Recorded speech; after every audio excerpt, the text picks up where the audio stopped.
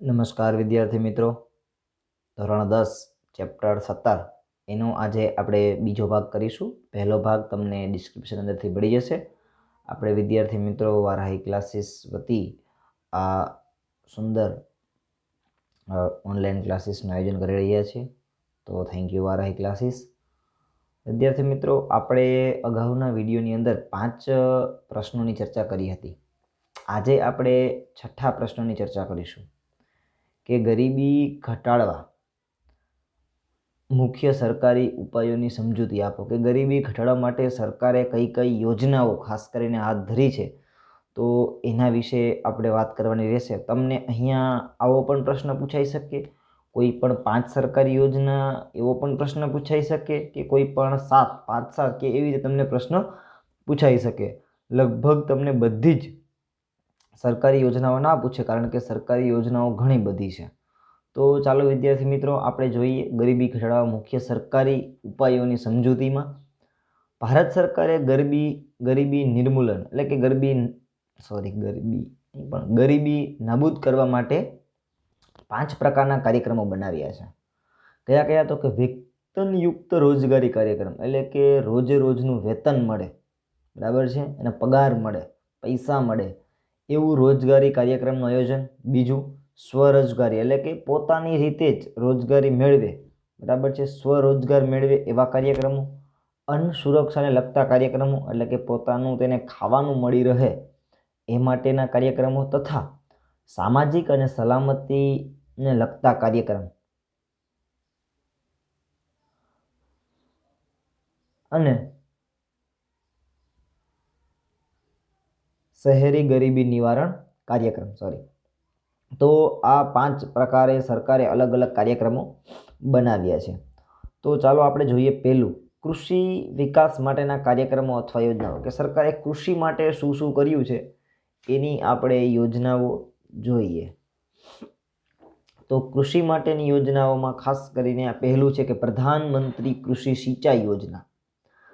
આ યોજના દ્વારા શું થાય છે? તો કે કૃષિ ઉત્પાદનમાં વધારો કરવા માટે કૃષિનો જેટલા બી સંલગ્ન વિભાગો છે એ બધાનો વિકાસ થાય એ માટે, સિંચાઈની વધુને વધુ સગવડો અને સવલતો પૂરી થાય એ માટે, જળ સંકટ જે આવે છે એ બંધ થાય અને નાથવા માટે, અને નાના મોટા બંને ચેકડેમો બાંધવા વગેરે હેતુઓ સિદ્ધ કરવા, ખેડૂતોને ખેતીના જોખમો અને દેવામાંથી બચવાનો તેમજ રોજગારી પૂરી પાડીને તેમને ગરીબીમાંથી ઉપર લાવવાનો પ્રયાસ એ પ્રધાનમંત્રી કૃષિ સિંચાઈ યોજના કરે છે.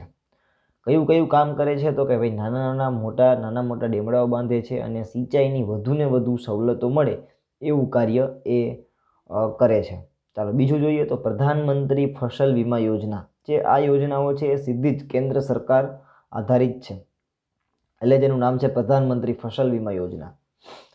આ યોજના હેતુ સુરક્ષા વીમા યોજનાને વધુ સુરક્ષિત, એટલે કે જે વીમો છે એ વધુ સુગ્રહિત બને, એટલે કે વીમો મળે ખેડૂતોને એ માટે અમલમાં મૂકવામાં આવી છે.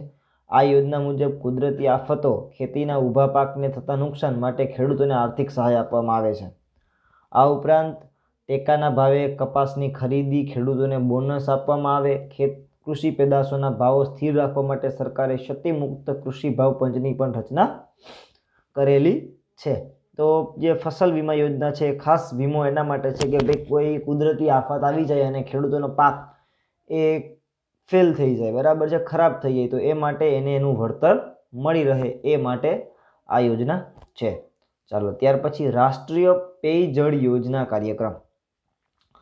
તો આ શું છે? તો કે આ કાર્યક્રમની અંદર સરકારે દરેક ખેતરને પાણી, હયાત કેનાલના માળખા સુધારવા, જે કેનાલો એને સુધારવી, જમીન ધોવાણ વધુમાં વધુ થતું હોય તો એને અટકાવવું, અનુસૂચિત જનજાતિના જે ખેડૂતો છે એના માટે ટ્યુબવેલ બનાવવા, બરાબર છે, પોતે ખર્ચો નથી કરી શકતા ટ્યુબવેલનો, તો એના માટે ટ્યુબવેલ બનાવવા, ક્ષાર પ્રવેશ નિયંત્રણ વગેરે કાર્યક્રમો અમલમાં મૂક્યા છે. આ ઉપરાંત તળાવોનું ખોદકામ, વોટરશેડ વિકાસ, ટાંકી નિર્માણ, વરસાદી પાણીનો સંગ્રહ, વનીકરણ, નહેરનું બાંધકામ, બાગાયત કામ, એટલે કે આ બાગાયતી ખેતી હોય છે એ, ચેકડેમોનું બાંધકામ વગેરે રોજગારલક્ષી કાર્યક્રમો દ્વારા ગ્રામીણ ક્ષેત્રે કૃષિ પર આધારિત કુટુંબોને ગરીબીમાંથી ઉપર લાવવાના પ્રયત્નો આ રાષ્ટ્રીય પેયજળ યોજના કરતી હોય છે. બરાબર છે, મોસ્ટ ઓફ તમને સમજાય એવું છે. ત્યાર પછી ઈ-નામ યોજના. આ યોજના મુખ્ય હેતુ કૃષિ પેદાશોના વેચાણના વચેટિયાઓ જે છે એને ખાસ કરીને કાઢવા, દૂર કરવા. દલાલો છે, વચેટિયાઓ છે, એ ખરેખર ખેડૂતો માટે બહુ નુકસાનદાયક નીવડે છે. એટલા માટે એને દૂર કરવા, વચેટિયાઓને અને ખેડૂતોને. આ માટે સરકારે એક રાષ્ટ્રીય કૃષિ બજાર ઊભું કર્યું, જેમાં ખેડૂતો પોતાની પેદાશોને ઓનલાઈન સૂચિબદ્ધ કરાવી શકે. વેપારીએ પેદાશની કોઈ પણ જગ્યાએથી બોલી લગાવી શકે. એટલે ઈ-નામ એવું એ યોજના સરકારે બહાર પાડી છે, જેમાં ખાસ કરીને જે દલાલો છે, જે લોકો વેચવા ગયા હશે, પપ્પા સાથેને ખબર હશે કે વચેટિયાઓ અને દલાલો આપણા ઘણા બધા પૈસા એ પડાવી લેતા હોય છે, તો એ ખાસ કરીને દૂર થાય એ માટે સરકાર એક પારદર્શક પ્રણાલી ઊભી કરવા માટે ઈ-નામ યોજના એ કરી છે, જેમાં ખેડૂત પોતાનું જ ઓનલાઈન રજિસ્ટ્રેશન કરાવી અને કોઈ પણ વેપારીને કોઈ પણ જગ્યાએ વેચી શકે છે. એ માટે આ યોજના શરૂ કરવામાં આવી છે. તો ઈ-નામ જોડ યોજના. ત્યાર પછી ગ્રામોદયથી ભારત ઉદય. એક યોજનાનું નામ છે કે ગ્રામનો ઉદય થશે તો ભારતનો ઉદય થશે, એવી વાત છે. તો જોઈએ, ઉપરની જે બધી હતી એ કૃષિને લગતી હતી. હવે આપણે થોડીક બીજી લેવાની છે, ગ્રામોદયથી ભારત ઉદય. આ કાર્યક્રમ રાષ્ટ્રીય પેયજળ કાર્યક્રમ હેઠળ આવતા તમામ કામોનો સમાવેશ કરવા છે, કે રાષ્ટ્રીય જે પેયજળ યોજના છે એની નીચે જ આ કામ કરે છે. આ કામનો મુખ્ય હેતુ રોજગારી તકોનું સૃજન કરવાનું છે અને ગામડાઓને સમૃદ્ધ બનાવવાનું છે. ગામડામાં વધુને વધુ રોજગારી થાય એ માટે કરવાનું છે. આ યોજનાના કામમાં ગરીબોને ન્યૂનતમ વેતન પણ આપવામાં આવે છે. આ પ્રકારની આ યોજના છે. આ કાર્યક્રમ વન્ય પ્રાણીઓથી પાકનું રક્ષણ કરવા, તારની વાડ બનાવવાનું હોય. ત્યાર પછી અછત કે દુષ્કાળ સમયે પશુધનને બચાવવા માટે ઘાસ ઉત્પાદન કે પશુ શેલ્ટર એટલે કે આશ્રય સ્થાન બનાવવાનું હોય, કે આધુનિક ટેકનોલોજીથી વરસાદની આગાહી, જમીન સર્વે કરી રેકોર્ડ રાખવાની જોગવાઈ હોય, ખેતીના યાંત્રિક સાધનોની ખરીદી અને સબસિડી આપવાની હોય, મસાલાની ગુણવત્તા અને નવી ટેસ્ટિંગ લેબોરેટરી સ્થાપવી વગેરે આવા પ્રકારના કાર્યક્રમો એ ગ્રામોદય ભારત ઉદયથી થતા હોય છે. કે આ યોજના હેઠળ ખાસ કરીને ગ્રામ્ય ક્ષેત્રે ગામડાનો માણસ એ વધુને વધુ સમૃદ્ધ બને અને રોજગારી મળી રહે તે માટે કાર્યક્રમ કરતી હોય છે આ યોજના. ત્યાર પછી વિદ્યાર્થી મિત્રો આપણે વાત કરીએ દીનદયાળ ઉપાધ્યાય ગ્રામ જ્યોતિ યોજના. આ યોજનામાં લગભગ તમે તો સિટીમાં જે રહેતા હશે નહીં, પણ ગામડામાં મોસ્ટ ઓફ આ યોજના હેઠળ આવી ગયા છે. કે આ યોજનાનું મુખ્ય કામ એ છે કે ભાઈ ગામડાની અંદર સતત 24 કલાક સુધી જ્યોતિ, એ ગ્રામ જ્યોતિ યોજના દ્વારા કે ભાઈ 2400 કલાક એ તમને મળી રહે. શું? વીજળી. જોઈએ આપણે, આ યોજના હેઠળ ગ્રામીણ ક્ષેત્રે વિના અવરોધે 24x7 રાત દિવસ સતત વીજળીનો પુરવઠો પૂરો પાડવા, ઘરોમાં અને ખેતરોમાં રાહત દરે વીજળી પૂરી પાડવા, દેશભરમાં વીજળીની સુવિધા વિનાના 18,000 ગામમાં વીજળી પહોંચાડવા, નવી લાઈનો તેમજ નવા વીજ સબસ્ટેશનો ઊભા સ્થાપવા, કૃષિ ક્ષેત્રના વીજળીના સાધનો ખરીદવા તેમજ સૌર ઉર્જા દ્વારા વીજળી મેળવવા અને સોલાર માટે ટેકનિકલ સાધનો ખરીદવા વગેરે સબસિડી રૂપે સહાય પૂરી પાડવાની આ ખેડૂતોને ગરીબી નિવારણ માટે પ્રયત્ન કરે છે. આ જ્યોતિ ગ્રામોદય યોજના ખાસ કરીને ગામડાઓની અંદર આજે 24 કલાક વીજળી મળતી હોય, તો આ એક સરકારનું ખૂબ મોટું કાર્ય છે, જે મેં મારી જાતે જોયું પણ છે, મહેસૂસ પણ કર્યું છે. કે પહેલાં ગામડાઓમાં ખૂબ લાઇટ જવાના પ્રશ્નો હતા, પણ આજે આ જ્યોતિ યોજનાથી બરાબર, ગ્રામ જ્યોતિ યોજના કે 24 કલાક તમારે લાઇટ એ ક્યારેય જતી નથી. અને આજે ગામડાઓમાં ક્યારેય લાઇટ નથી જતી, એનું ખાસ આપણે જોઈએ તો આ યોજના છે. ખૂબ સારી યોજના એ સરકાર અમલમાં લઈ આવી હતી. આદિવાસી મહિલાઓને પશુપાલન માટે સંકલિત ડેરી વિકાસ યોજના. તો કે આ યોજના હેઠળ કૃષિ વિષયક અને બાગાયતી ખેતીના વિકાસ તેમજ વેલાવાળા પાકો, સમજાય ને તમને, વેલાવાળા પાકો જે વેલા થતા હોય એની અંદર, કે જે તમે પછી સીભડા જે આપણે કહેતા હોઈએ એ છે, કે તરબૂચ છે, બરાબર છે, કાકડી છે, એ બધા વેલાવાળા પાક માટે કરે માટે મંડપ બનાવવો પડે. સજીવ ખેતી, ગ્રેડિંગ અને પેકેજિંગ તાલીમ વગેરે માર્ગદર્શન પૂરા પાડવામાં આવે છે. સેન્દ્રિય ખાતરને વધુને વધુ પ્રોત્સાહન. તો કે આ યોજના હેઠળ ખેતીની સામગ્રી ખરીદવા માટે ઓછા દરે ધિરાણ એટલે કે બેંકમાંથી તમને પૈસા મળે ઓછા વ્યાજ દરે, ખેડૂતો માટે તાલીમ શિક્ષણની વ્યવસ્થા, ખેડૂતોને સારી ખેતી કરવા માટે તાલીમ મળે, ખેત પેદાશોના વેચાણ માટેની વ્યવસ્થા, વચેટિયાઓ દલાલો દૂર કરીને પારદર્શક રીતે વેચાણ થાય, પર્યાવરણની જાળવણી થાય વગેરે સવલતો દ્વારા ગરીબ ખેડૂતોને ખર્ચમાં ઘટાડવાનો પ્રયાસ કરવામાં આવે છે.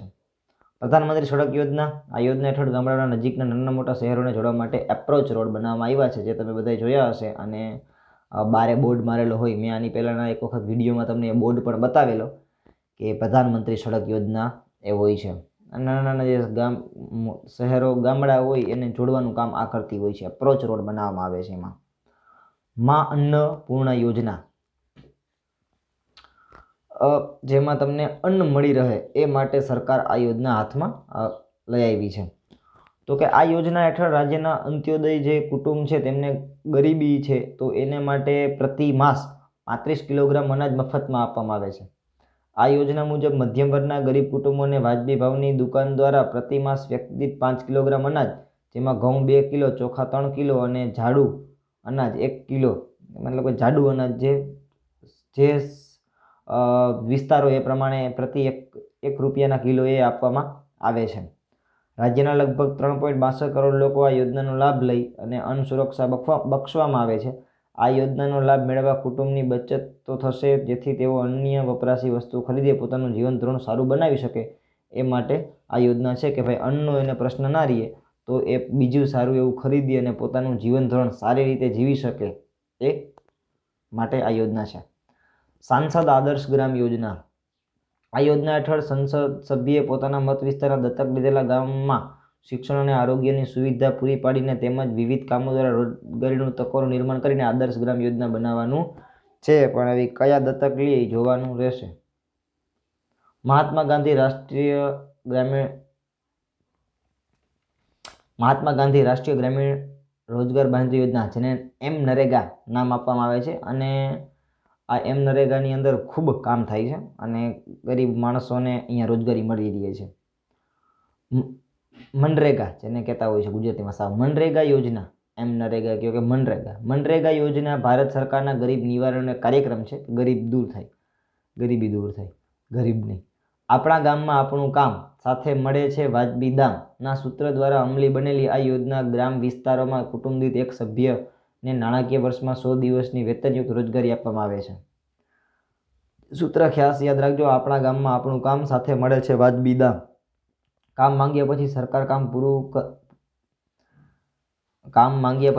કામ પૂરું ન પાડી શકે તો વ્યક્તિને બેકારી ભથ્થું આપવામાં આવે છે. મનરેગા યોજના હેઠળ ગામમાં કૂવા, શૌચાલય, ઇન્દિરા આવાસના બાંધકામની મંજૂરી, ઢોર છાપરી, જૈવિક ખાતર, જમીનને સમથળ કરવી, માછલી સુકવણી, કેનાલ સફાઈ, રસ્તા પર વનીકરણ, જળ સંગ્રહ જેવા ગ્રામોદ્ધારના કામો, એટલે કે ગ્રામો ઉદ્ધાર ન થાય એવા કામો કરવામાં આવે છે. જે કોઈ પણ કાર્ય કરી શકે અને 100 દિવસની રોજગારી આપવામાં આવે છે. આ યોજનામાં ગ્રામજનોને રોજગારીની બાંહેધરી આપીને તેમને ગરીબી રેખાથી ઉપર લાવવાનો પ્રયાસ કરવામાં આવે છે. મિશન મંગલમ, આ યોજના હેઠળ રાજ્ય સરકારે ગરીબી રેખા નીચે જીવતા કુટુંબોની મહિલાઓને સભ્યોને સખી મંડળ, સ્વ-સહાય જૂથમાં જોડીને તેમને તાલીમ આપી પાપડ, અથાણા, અગરબત્તી વગેરેના ગૃહ ઉદ્યોગો દ્વારા રોજગારી પૂરું પાડવામાં આવે છે. જે મહિલાઓ છે એ વધુને વધુ આગળ વધે એવા કાર્યો થાય છે. પછી દત્તોપંત થેગડી કારીગર વ્યાજ સહાય યોજના, આ યોજના હેઠળ રાજ્ય સરકાર હસ્તકલા અને હાથશાળા કુટીર ઉદ્યોગના જે કારીગરો છે કાચા માલની ખરીદી અને ઓછા વ્યાજ દરે બેંકમાંથી લોન મળી રહે તે માટે કાર્ય કરે છે.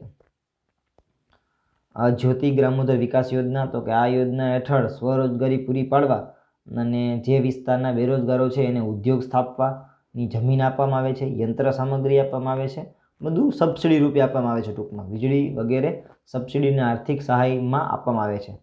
સરકારનો સ્ટાર્ટઅપ ઇન્ડિયા નામનો કાર્યક્રમ આ યોજનાનો એક ભાગ છે. સ્ટાર્ટઅપ, તમે નામ સાંભળ્યું હશે કે ભાઈ નાનકડું સ્ટાર્ટઅપ મારે પણ કરવું છે, તો એ સ્ટાર્ટઅપ એટલે કે નાનકડો ધંધો શરૂ કરવો.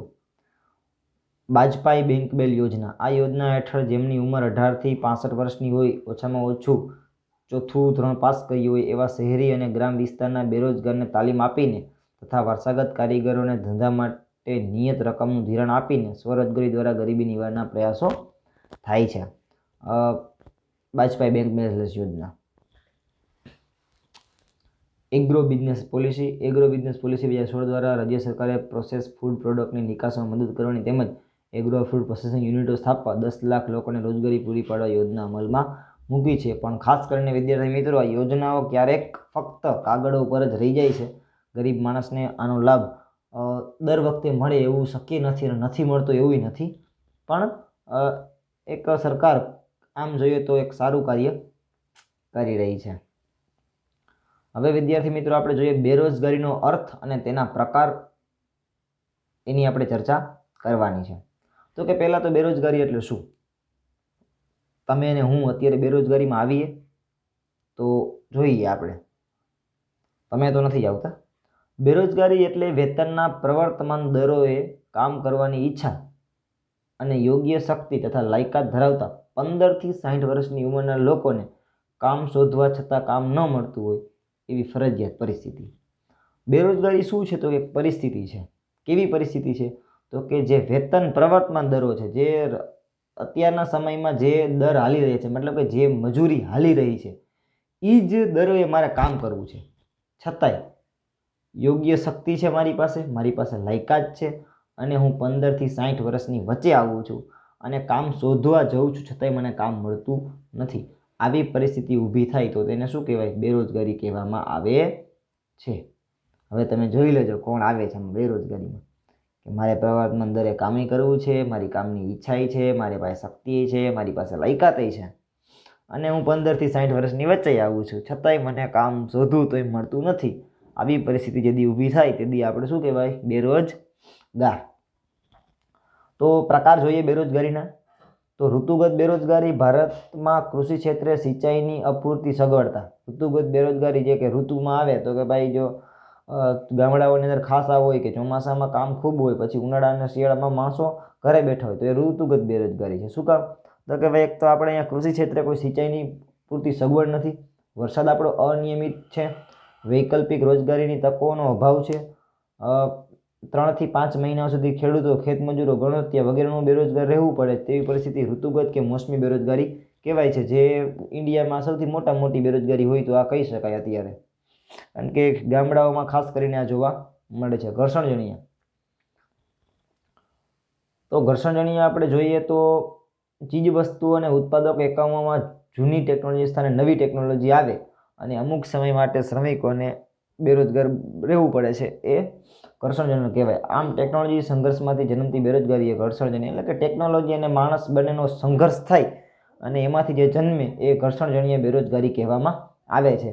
જ્યારે પહેલાં બેન્કો છે એ બધી બેન્કો એ પહેલાં ચોપડા લખાતા, તમને ખબર હોય તો.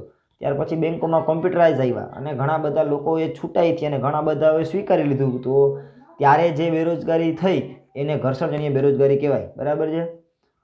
પહેલાં જે ઘડિયાળો બનતી એમાં બધું જ હાથે ફિટ કરવામાં આવતું, આજે ટેકનોલોજી આવી ગઈ છે ત્યાં, તો એના કારણે જે લોકો છૂટા થયા એ બધા જ ઘર્ષણજન્ય બેરોજગાર ગણાય. માળખાગત બેરોજગારી.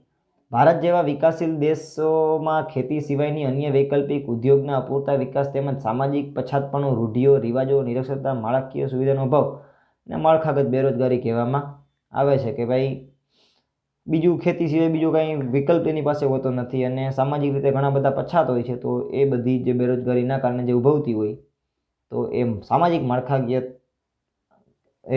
માળખાગત બેરોજગારી કહેવામાં આવે છે. પ્રચ્છન્ન અને છુપી બેરોજગારી. વ્યક્તિ દેખીતી રીતે કામમાં રોકાયેલી હોય પણ વાસ્તવિક ઉત્પાદનમાં તેનો ફાળો શૂન્ય હોય, અર્થાત તેને ઉત્પાદન કાર્યમાં દૂર કરવામાં આવે તો પણ તેનું કુલ કંઈ ઘટાડો થતો ન હોય, તેને છુપી બેરોજગારી કહેવાય. વ્યક્તિ કામ કરે છે પણ એ કામ ના કરે તો કંઈ ફરક ના પડતો હોય. બરાબર છે? ટૂંકમાં એવી વાત થઈ. વ્યક્તિએ કામ કરે છે પણ એ કામ કરે કે ના કરે નથી કંઈ ફરક નથી પડતો, તો એ છુપી બેરોજગારી ગણાય. કે ભાઈ હું કામે જાઉં છું પણ મારી પાછળ છે શું? તો કે કાંઈ નહીં. ઉદાહરણ તમને આપું તો કે ભાઈ માણસ એ 100 રૂપિયા લઈ આવે છે પણ એ 100 રૂપિયા એના રોજના રિક્ષા ભાડામાં કે પછી એવી રીતે હાલ્યા જાય છે, તો એક પ્રકારની એ છુપી બેરોજગારી જ ગણાય. સમજાય તમને? વ્યક્તિ દેખીતી રીતે કામમાં રોકાયેલી છે પણ વાસ્તવિક ઉત્પાદન જે થતું હોય એમાં એનો ફાળો કાંઈ નથી, અર્થાત તે ઉત્પાદન કાર્ય જે થાય છે એમાં દૂર કરવામાં આવે તો એને કાંઈ ફરક નથી પડતો. ઘરમાં એ કામ કરે કે ના કરે એના કાંઈ ફરક ના પડતો હોય તો એ છુપી બેરોજગારી ગણાય. ઔદ્યોગિક બેરોજગારી.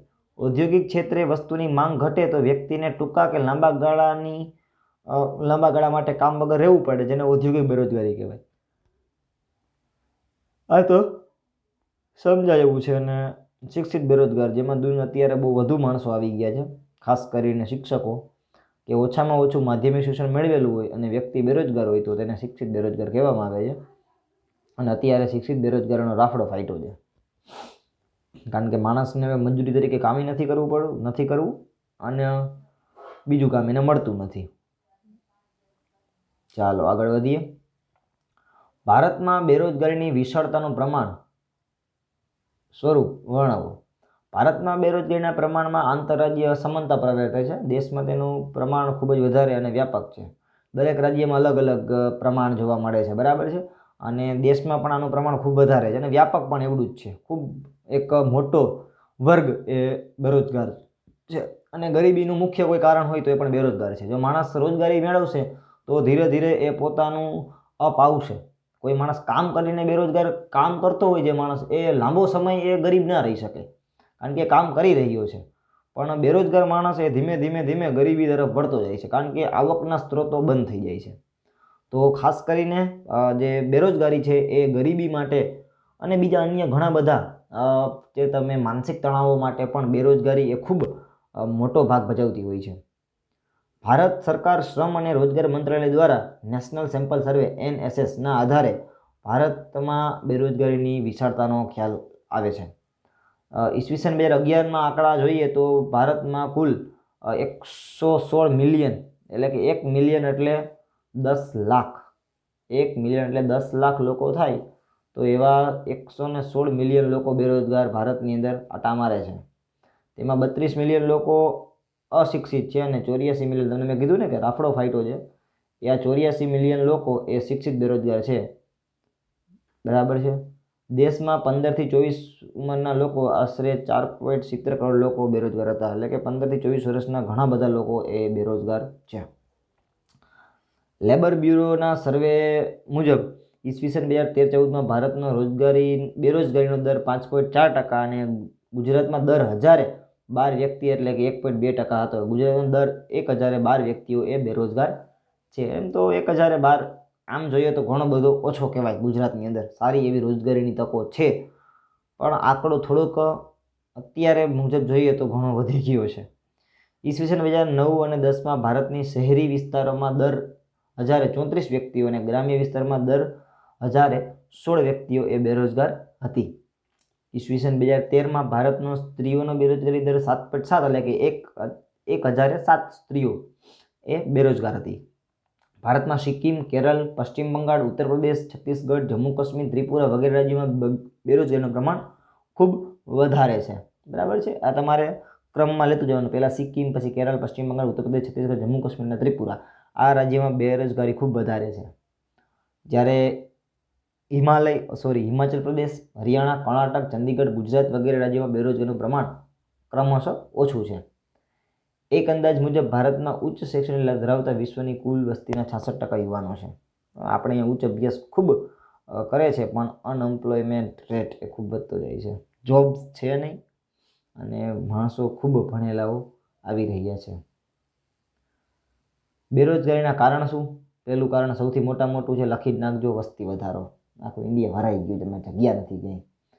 કારણ કે એક નોકરી માટે 10,000 લોકો કે લાખ લોકો એ ફોર્મ ભરતા હોય છે, તો વસ્તી વધારો એવડો વધી ગયો છે. શિક્ષિત યુવક યુવતીઓ માત્ર સૈદ્ધાંતિક જ્ઞાન, તેમનામાં ટેકનિકલ અને પ્રાયોગિક જ્ઞાન એ કૌશલ્યનો અભાવ છે. આ પણ એક મુદ્દો છે કે ભાઈ ખાલી એના પાસે નોલેજ નહીં, પણ ખાલી ઇન્ફોર્મેશન અને ડિગ્રીઓ છે, તેમનામાં કોઈ જાતની આવડત એ છે નહીં, એનો અભાવ. દેશના ઔદ્યોગિક વિકાસને ધીમા દરના કારણે પૂર્ણ કક્ષાના રોજગારીને ઊભી કરવામાં મળેલી નિષ્ફળતા, કે જે ઔદ્યોગિક વિકાસ થવો જોઈએ એ પ્રમાણે થયો નહીં. કૃષિ ક્ષેત્રે વરસાદની અનિયમિતતા અને સિંચાઈની અપૂરતી સગવડ, ખેતીના વ્યવસાયમાં જોખમ વધેલું પ્રમાણ, આ બધું જ એ કરે છે. પછી ખાસ કરીને આ મુદ્દો પણ આજના યુવાનોમાં કૃષિ ક્ષેત્રે ઉદાસીનતા, કૃષિ કરવી નથી, કોઈને ખેતી કરવી નથી. એના ઘણા બધા કારણો છે, નથી કરવાના પણ ઘણા બધાના સાચા કારણો પણ છે અને ઘણા સાવ ખોટા કારણો છે. ખેતી સિવાયના સમયમાં વૈકલ્પિક રોજગારીનો અભાવ. ખેતી સિવાય એના સિવાય બીજો કોઈ રોજગારી પણ મળતી નથી. ગ્રામોદ્યોગ અને કુટીર ઉદ્યોગ અને લઘુ ઉદ્યોગ, ભલે સરકાર ગમે તેટલું પ્રોત્સાહન આપે પણ એની સ્થિતિ તો નબળી જ છે. જ્ઞાતિ પ્રથા, સંયુક્ત કુટુંબ વ્યવસ્થાના કારણે કૌટુંબિક ધંધા કે પારંપરિક વ્યવસાયને મળેલી પ્રાથમિકતા, કે હજી એવું હાલે છે કે પપ્પાનો ધંધો જ કરો. નવા ધંધા ઉદ્યોગો શરૂ કરવા માટે યુવાનોમાં સાહસનો અભાવ છે. યુવાનોમાં ટેકનિકલ જ્ઞાન અને તાલીમ કે અનુભવોનો અભાવ. માનવ શ્રમની અગતિશીલતા અને તેમનું ખામીયુક્ત યોજન, કોઈ જાતનું આપણું યોજના પણ હોતી નથી. બચતના ઓછા પ્રમાણ છે અને નવા મૂડી સર્જનમાં આપણે પણ ધીમે ધીમે ઘટાડો થઈ રહ્યો છે. આ બધા કારણો એ બેરોજગારીમાં ખૂબ થાય છે. હવે આપણે તમને જોયું, મેં તમને કીધું કે ભાઈ બેરોજગારીની અસરો શું થાય, તો ગાંડી અસરો થાય છે, બહુ મોટી અસરો થાય બેરોજગારીની. ખાસ કરીને આપણે આ કોરોનાના સમયમાં આ બહુ વસ્તુ મહેસૂસ કરેલી છે કે બેરોજગારીની અસરો ખૂબ વધુ હોય છે. તમારે તો હજી ભણો છો એટલે નહીં, પરંતુ તમારા પપ્પા કે જે તમારા ઘરની અંદર કોઈ મોટા ઉંમરના વ્યક્તિ પોતાની જોબ અથવા તો પોતાનો ધંધો મૂકવો પડ્યો હશે આ કોરોનાના સમયમાં, એને ખાસ આ સમજાશે. તમે એનામાં જોશો યુવાનોમાં શિક્ષણ મેળવવાની અભિરુચિમાં ઘટાડો થયો છે. બેરોજગાર ભણીને શું ભાઈ નોકરી મળવાની છે, એ તો શક્ય નથી. તો જે યુવાનોમાં શિક્ષણ મેળવવાની જે અભિરુચિ છે એમાં ઘટાડો થઈ ગયો. ત્યારબાદ માનસિક સ્થિતિ જે છે એના પર વિપરીત અસર થઈ છે અને નિરાશા અને હતાશાએ તેનું સ્થાન લીધું છે. કે ખાસ કરીને વધુને વધુ યુવાનોમાં નિરાશા અને હતાશા આવી ગઈ છે. વિદ્યાર્થી મિત્રો જોઈએ કે લાંબા સમયથી બેકાર રહેલો યુવાન શું કરશે? માદક દ્રવ્યોની હેરાફેરી શરૂ કરશે, ગેરકાનૂની કામો શરૂ કરશે, ચોરી કરશે, લૂંટફાટ કરશે, ખંડણી કરશે, વસૂલી જેવા અસામાજિક કાર્યો અને અનૈતિક કાર્ય તરફ એ પ્રેરાશે. બરાબર, એનું મગજ આ તરફ વળશે કે ભાઈ કાંઈ ના કર્યું, આટલું બધું કર્યું છતાંય મને કાંઈ ન મળ્યું, તો એ આવા કાર્યો તરફ પ્રેરાશે. સામાજિક અને આર્થિક અસમાનતા તો વધવાની જ છે અને સામાજિક વર્ગો એ ઊભા થશે, ભેદભાવ ઊભા થશે. બેરોજગારીના કારણે ગરીબી થવાની છે. ગરીબી અને બેકાર બનેલા કુટુંબનું સ્થિતિ દયનીય બનશે, તેમનું જીવન ધોરણ નીચું જશે. બેહાલ બનેલા કુટુંબો માદક દ્રવ્યો અને અન્ય વ્યસનો તરફ વળશે. ઘણીવાર મને વિચાર આવતો હોય કે આ લોકો શું કામ વ્યસન કરતા હોય, તો આ ખાસ મુદ્દો એ એના માટે છે કે વ્યસનો એ ક્યારેક શોખ માટે પણ માણસો કરતા હોય છે અને ક્યારેક એની મજબૂરીમાં પણ કરતા હોય છે. આમ બેરોજગારીની વ્યક્તિ, કુટુંબ અને સમાજ તેમજ દેશના અર્થતંત્ર પર વિઘાતક અસરો પડતી હોય છે અને ખૂબ માનસિક તણાવ પણ આની અંદર ઊભો થાય છે. સરકારી યોજનાના કાર્યક્રમો સવિસ્તાર સમજાવો. આ પ્રશ્ન એ ખૂબ મોટો છે વિદ્યાર્થી મિત્રો, તો આપણે આ પ્રશ્ન જોઈ લઈએ અને ત્યાર પછી આપણે આ વિડીયોને સમાપ્ત કરશું. બેરોજગારી ઘટાડવાના પ્રયાસ રૂપે સરકારી યોજના અને કાર્યક્રમો સવિસ્તાર સમજાવો. બરાબર, બેરોજગારી જે ગરીબી ઘટાડવા માટે શું કાર્ય કર્યું, તો હવે જોઈએ બેરોજગારી ઘટાડવા માટે સરકારે શું કાર્ય કર્યું.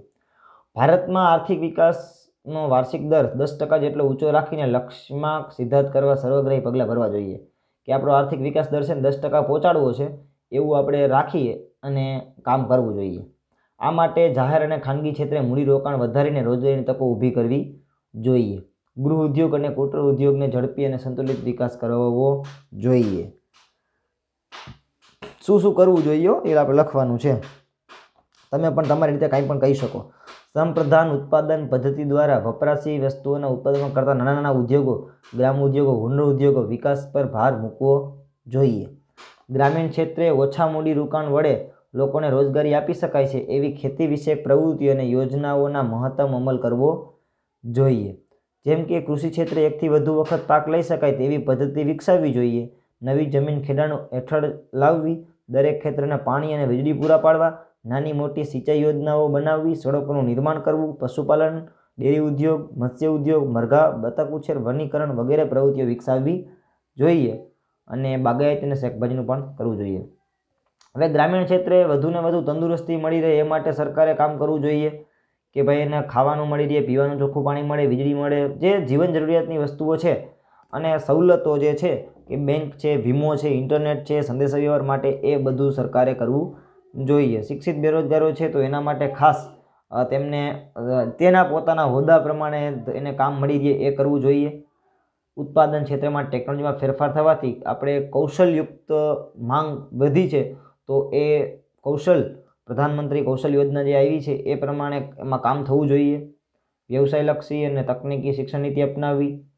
શાળા કોલેજોમાં અભ્યાસક્રમોમાં ખાસ ઉદ્યોગોની માંગ. અત્યારે જે નવી શિક્ષણ નીતિ છે એમાં ખાસ આ વસ્તુઓ જોવા મળે છે, પણ ખાલી પેપર પર ના રહીએ એ આપણે જોવાનું છે. આ વિદ્યાર્થી મિત્રો વાંચજો, તમને સમજાઈ જશે.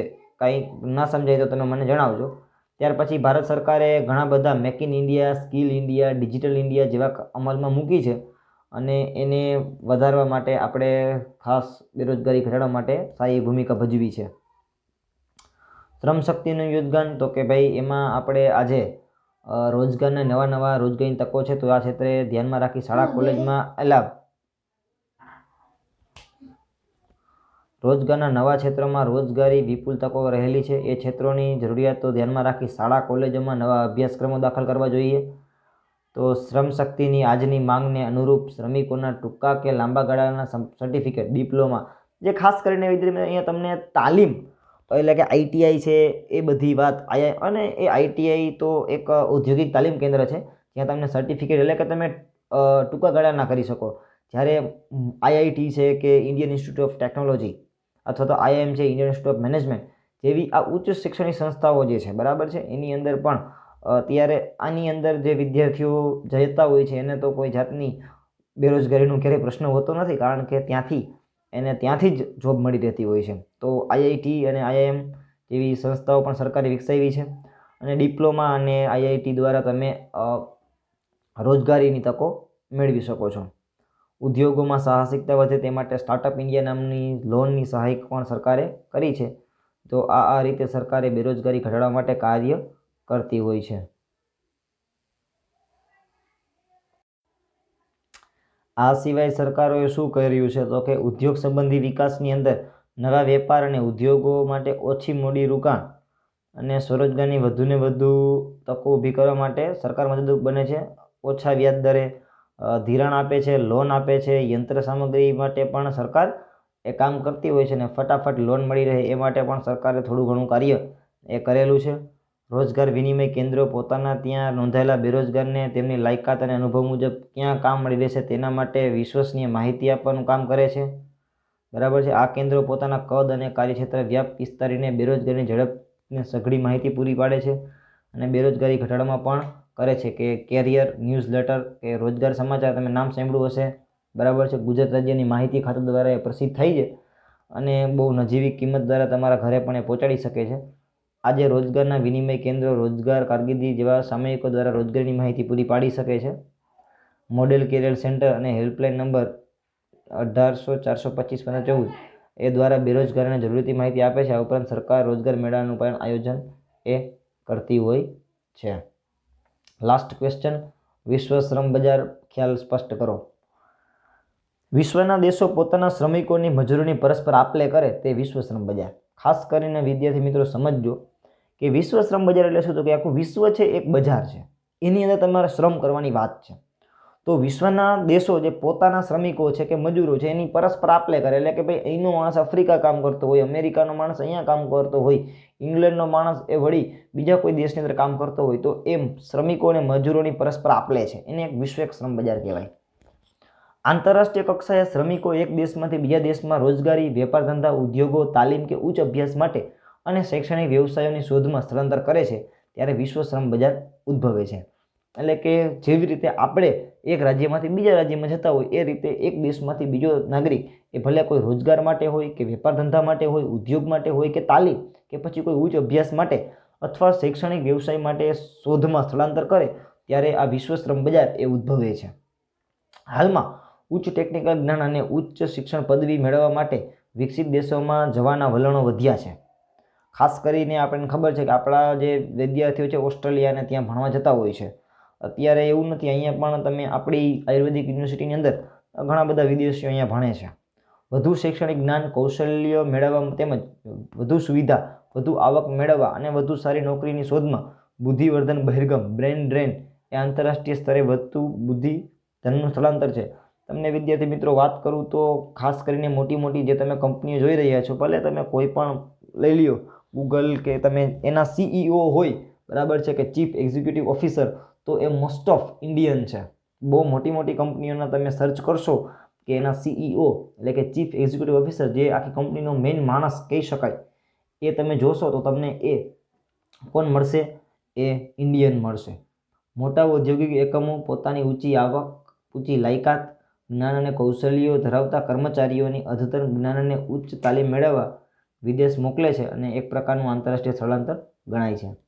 આપણા દેશમાંથી બુદ્ધિશાળી, પ્રતિભાશાળી વ્યક્તિઓ તેમજ તાલીમ મેળવેલા કુશળ કારીગરો અન્ય દેશમાં સ્થળાંતર થતા સ્થાયી વસવાટ વધતા જ પ્રમાણને લીધે દેશમાં બુદ્ધિ, ટેકનિક અને વિજ્ઞાન, જે મેં તમને વાત કીધી કે ભાઈ અહીંનો માણસ એ ત્યાં ચાલ્યો જાય અને પછી આપણે અહીંયા એની ખોટ વર્તાય છે.